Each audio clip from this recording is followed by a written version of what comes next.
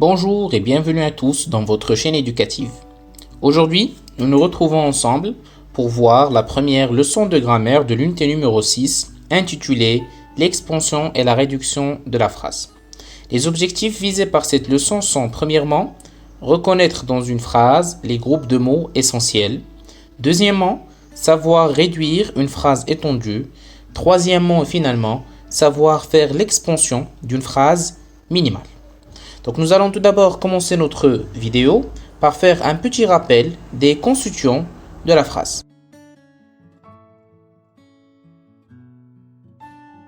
Très bien. Les constituants d'une phrase. La phrase est constituée généralement de, premièrement, sujet plus verbe ou bien sujet plus verbe plus complément essentiel. Les compléments essentiels de la phrase sont le complément d'objet direct et le complément d'objet indirect. Donc, ce qu'on vient de citer sont les constituants essentiels d'une phrase. Donc, sans ces constituants, une phrase ne peut pas être construite. Bien. Nous allons rentrer plus en détail dans chaque constituant de la phrase à part. Donc, nous allons commencer tout d'abord par le sujet. Le sujet est celui qui effectue l'action de la phrase et peut être soit un groupe nominal sujet, donc c'est un groupe de noms qui constitue le sujet. Prenons un titre d'exemple, le petit garçon joue. Donc, le, c'est un déterminant. Petit, c'est un adjectif. Garçon, c'est un nom. Ces trois mots forment un groupe nominal et jouent le rôle ou bien la fonction d'un sujet. Donc, c'est un groupe nominal sujet. Le sujet peut être aussi un nom propre. Prenons comme exemple la phrase Ahmed joue. Ahmed, c'est un nom propre et il est constitué d'un seul mot. C'est un sujet. Et il peut être aussi un pronom personnel sujet. Nous pouvons rappeler je, tu, il, elle, nous, vous, il avec S et elle avec S. Prenons comme exemple il joue. Donc c'est une phrase constituée d'un sujet et d'un verbe. Le sujet est un pronom personnel sujet. Passons maintenant au deuxième constituant qui est très important et qui est le verbe. Donc le verbe est l'action effectuée par le sujet dans une phrase. Donc c'est l'action, c'est ce que fait le sujet dans la phrase. Prenons un titre d'exemple, les enfants jouent avec le ballon. Donc les enfants c'est un groupe nominal sujet parce qu'il est constitué de plusieurs mots. Joue c'est un verbe et c'est l'action qu'effectuent les enfants. Donc le verbe est l'action effectuée dans la phrase. Et bien sûr, avec le ballon, c'est un complément d'objet indirect. C'est une phrase qui comporte les constituants essentiels et les constituants que nous devons savoir pour construire une phrase simple et une phrase complète. Passons maintenant pour voir le dernier composant d'une phrase et qui sont les compléments essentiels. Donc, dans un groupe verbal, parce que les compléments essentiels sont toujours dans le groupe verbal. Dans un groupe verbal, on peut trouver deux types de compléments essentiels. On a le complément d'objet direct qui est directement rattaché au verbe et qui précise l'action. Son rôle est essentiel à la compréhension de la phrase et il doit répondre aux questions qui ou bien quoi. Donc, récapitulons, le complément d'objet direct est un complément qui est lié et rattaché directement au verbe et qui est très essentiel à la compréhension de la phrase. Donc, on ne peut ni le supprimer, ni le déplacer et il répond aux questions qui et quoi. Donc, prenons à titre d'exemple la phrase suivante. Jalal mange des dattes. On pose la question, Jalal mange quoi? La réponse est des dattes. Donc, des dattes est un complément d'objet direct et on ne peut pas le supprimer parce qu'on ne peut pas dire Jalal mange et on s'arrête. Ça donne plus de précision et ça précise l'action effectuée. Très bien, maintenant nous allons passer pour voir ensemble le complément d'objet indirect. Donc le complément d'objet indirect qui est lui, au contraire du complément d'objet direct, séparé du verbe par une préposition. Rappelons quelques prépositions que vous avez vues pendant cette année. Donc on a à, de, avec et on a d'autres prépositions. Il répond aux questions suivantes. À qui ou bien à quoi? Ou bien on peut mettre la préposition. Par exemple, si on a la préposition avec, on va dire avec qui ou bien avec quoi. Prenons un titre d'exemple, il pense à son ami, il pense à qui? C'est la question que nous devons poser. La réponse est son ami, donc son ami est un complément d'objet indirect. Comme vous le remarquez, le complément d'objet indirect est formé d'un déterminant plus nom qui sont séparés par une préposition du verbe, donc c'est un complément d'objet indirect. Maintenant, donc après avoir effectué notre petit rappel, nous allons commencer notre leçon en observant les supports suivants. Première phrase, Rami joue. Deuxième phrase, depuis ce matin, Rami joue dans le jardin. Troisième phrase, les robots rendent service dans les usines. Et quatrième et dernière phrase, les robots rendent service. Pour extraire la règle visée par cette leçon, nous allons répondre tout d'abord aux questions de réflexion suivantes. Est-ce qu'il y a le même nombre de mots dans toutes les phrases? Quels sont les constituants de chaque phrase? Et comment appelle-t-on la phrase A et la phrase C? Nous allons essayer de répondre à ces trois questions en faisant une observation détaillée de chaque phrase à part et en essayant de savoir si chaque phrase contient le même nombre de mots que l'autre phrase et quels sont les constituants de chaque phrase et bien sûr comment appelle-t-on la phrase A et la phrase C et comment peut-on appeler la phrase B et la phrase D. Commençons tout d'abord par faire l'observation détaillée des deux phrases suivantes. Donc on va prendre la première phrase Rami joue et la deuxième phrase depuis ce matin Rami joue dans le jardin. On va essayer de prendre chaque phrase à part et essayer de voir quels sont les constituants de chaque phrase et de combien de mots est constituée chaque phrase. Très bien, comme vous le remarquez, la phrase Rami joue est constituée de deux mots. Premier mot, Rami, qui joue le rôle d'un sujet. Deuxième mot, joue, qui est un verbe. Donc la phrase Rami joue est constituée des mots essentiels à la formation d'une phrase, qui sont le sujet et le verbe. Donc, cette phrase est appelée phrase minimale. Donc c'est une phrase qui contient que les mots essentiels, strictement les mots essentiels à la construction d'une phrase simple et une phrase compréhensible. Donc, répétons, la phrase Rami joue est constituée des mots essentiels à la formation d'une phrase. Donc, c'est une phrase minimale. Passons maintenant pour voir les constituants de la deuxième phrase.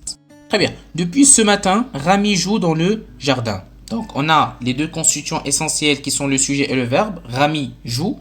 Et on a de nouveaux groupes de mots qui sont ajoutés à cette phrase. Depuis ce matin, c'est un complément circonstanciel de temps. Et dans le jardin, c'est un complément circonstanciel de lieu. Donc cette phrase est constituée premièrement d'un sujet et d'un verbe qui sont des constituants essentiels pour la formation d'une phrase. Et en plus de ces constituants essentiels, on trouve un complément circonstanciel de lieu et un complément circonstanciel de temps qui sont eux par contre des constituants facultatifs. C'est-à-dire quoi? Des constituants facultatifs, des constituants qui ne sont pas essentiels dans la phrase. Donc c'est une phrase qu'on appelle une phrase étendue. Donc c'est une phrase étendue. Passons maintenant pour faire l'observation des deux dernières phrases que nous avons. Donc les robots rendent service et la deuxième phrase, les robots rendent service dans les usines. On va essayer de voir de combien de mots est constituée chaque phrase et quels sont les constituants de chaque phrase à part. Très bien, donc la première phrase, les robots rendent service. Les robots, c'est un groupe nominal sujet. Rendent, c'est un verbe. Et service, c'est un complément d'objet direct. Donc la phrase, les robots rendent service est constituée des mots essentiels à la formation d'une phrase qui sont le sujet, le verbe et le complément d'objet direct. Donc cette phrase est appelée une phrase minimale. Pourquoi? Parce qu'elle est constituée uniquement des mots qui sont essentiels. Donc des mots qu'on ne peut ni supprimer ni déplacer et on appelle cette phrase la phrase minimale. Très bien, la deuxième phrase, les robots rendent service dans les usines. Donc comme vous le remarquez, on a pris les mêmes mots essentiels et on a ajouté un complément circonstanciel de lieu. Ce qu'on a fait ici, c'est enrichir la phrase minimale et on l'a rendue une phrase étendue. Donc la phrase est constituée d'un sujet, d'un verbe, d'un complément d'objet direct qui sont des constituants essentiels pour la formation d'une phrase, en plus d'un complément circonstanciel de lieu, qui est lui par contre un constituant facultatif dans la phrase. Donc c'est une phrase étendue. Donc comme vous l'avez remarqué, on peut enrichir une phrase comme on peut réduire une phrase. Donc on peut ajouter des compléments circonstanciels pour enrichir la phrase, pour donner plus de précision, comme on peut les retirer pour avoir une phrase minimale, une phrase très importante. Donc on va voir maintenant les principaux points à retenir. Donc premièrement, une phrase minimale est une phrase qui ne comporte que les mots essentiels. Donc comme vous l'avez remarqué, on a dit les mots essentiels sont le sujet, le verbe et le complément essentiel qui est le complément d'objet direct et le complément d'objet indirect. Prenons à titre d'exemple les deux phrases « Il s'amuse » qui est constitué d'un sujet et d'un verbe et « Tu fêtes ton anniversaire » qui est constitué d'un sujet, d'un verbe et d'un complément essentiel. N'oublions pas que cette phrase minimale, on peut l'enrichir. Ça veut dire quoi l'enrichir? Ça veut dire ajouter des compléments circonstanciels, que ce soit le complément circonstanciel de lieu, de temps, de manière, ou aussi le complément de nom. Pour donner plus de précision, on appelle ça enrichir une phrase minimale. Maintenant, la phrase étendue. La phrase étendue est une phrase à laquelle on ajoute des groupes compléments pour la rendre plus précise, comme le complément circonstanciel de lieu, le complément circonstanciel de temps, le complément circonstanciel de manière ou encore le complément du nom. Donc le complément circonstanciel est un mot ou un groupe de mots qui apporte des précisions sur les circonstances de l'action exprimée par la phrase. Prenons à titre d'exemple une phrase minimale que nous avons enrichie. Nous décorons les maisons. Donc on a ajouté le complément circonstanciel de temps. On a dit chaque année. À Salé, c'est un complément circonstanciel de lieu.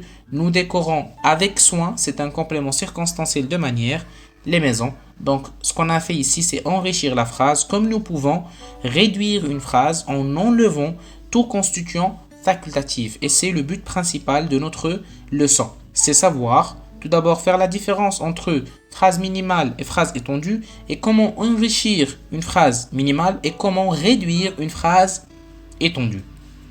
Pour une meilleure assimilation de la leçon, nous allons faire ensemble quelques exercices d'entraînement. Premier exercice, la consigne nous dit « Réduis les phrases suivantes ». Donc, on a deux phrases, je vais vous lire les phrases. Depuis quelques années, le monde de la technologie évolue. Chaque dimanche, nous prenons le tramway pour aller au centre de la ville. Donc, ces deux phrases contiennent des compléments circonstanciels et qu'on peut supprimer, contient des constituants facultatifs. Vous devez réduire ces phrases-là en les rendant des phrases minimales. Bien. Deuxième exercice, enrichis les phrases suivantes. Donc, on nous demande d'enrichir. Ça veut dire quoi enrichir? Ça veut dire ajouter des compléments pour donner plus de précision à la phrase. On a deux phrases. Salim utilise son ordinateur qui est constitué uniquement des mots essentiels. Donc, Salim, c'est un sujet. Utilise, c'est un verbe. Son ordinateur, c'est un complément d'objet direct. Deuxième phrase, on a Ahmed joue qui est constitué d'un sujet plus un verbe. Nous devons, dans cet exercice, enrichir, ça veut dire ajouter des compléments circonstanciels ou bien des compléments du nom pour donner plus de précision aux phrases que nous avons. Maintenant, nous allons passer pour faire ensemble la correction de ces deux exercices. Donc, premier exercice, réduis les phrases suivantes. Depuis quelques années, le monde de la technologie évolue. Nous pouvons prendre uniquement le sujet qui est le monde et le verbe qui est évolue et la phrase devient le monde évolue. C'est une phrase minimale. Chaque dimanche, nous prenons le tramway pour aller au centre de la ville. Donc, on peut dire chaque dimanche, nous prenons le tramway. Donc, on ne garde que les mots essentiels dans chaque phrase. Pour le deuxième exercice, enrichis les phrases suivantes. Vous avez le choix de choisir les compléments circonstanciels que vous voulez. Je vous ai donné juste des exemples. Donc, pour la première phrase, Salim utilise son ordinateur. Depuis ce matin, Salim utilise son ordinateur dans la chambre. Donc, j'ai ajouté un complément circonstanciel de temps et un complément circonstanciel de lieu. Deuxième phrase, Ahmed joue. Depuis 9 heures, Ahmed joue dans le jardin avec son père. Donc là, j'ai ajouté des compléments. Premier complément, c'est le complément circonstanciel de temps. J'ai aussi ajouté un complément circonstanciel de lieu. Et comme ça, nous obtenons une phrase étendue. Très bien, maintenant, je vous laisse avec les exercices suivants pour exploiter et consolider les informations que nous venons d'acquérir. Et on se retrouve dans la prochaine vidéo. Prenez soin de vous et au revoir.